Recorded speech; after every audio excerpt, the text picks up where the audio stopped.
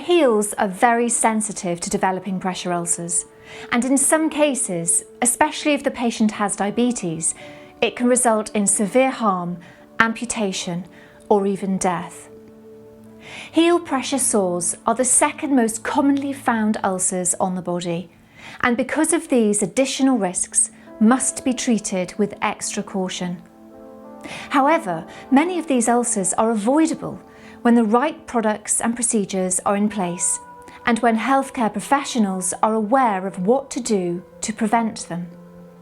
Pressure area care is one of the most expensive and time-consuming areas of healthcare. It is estimated that about 4% of the total NHS budget, that's somewhere between 1.4 and 2.1 billion pounds, is spent each year on pressure area care.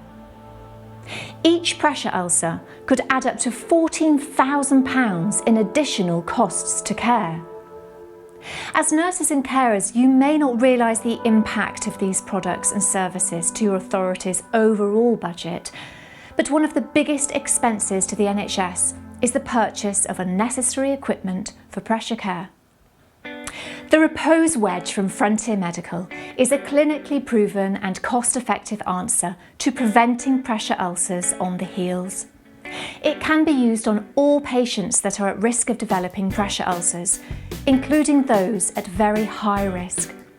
Not only can it be used to prevent pressure damage, but also to treat existing grade 1, 2, 3 and 4 pressure ulcers.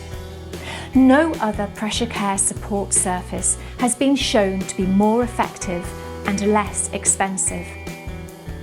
It provides comfort and effective pressure redistribution and is easy to use.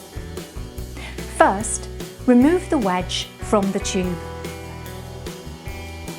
Refit the two tubes together to form a pump. Connect the valve on the pump to the valve on the product. Inflate until you hear air escaping from the pump valve. Stop pumping and wait until you can no longer hear air escaping. Cover the valve on the product using the solid end of the valve cap. Finally, secure the wedge to the end of the bed using the strap. With the product inflated, the heel rests over air, meaning there's no pressure on the heel. This zero approach is called offloading and is the only safe way to help protect heels from ulceration.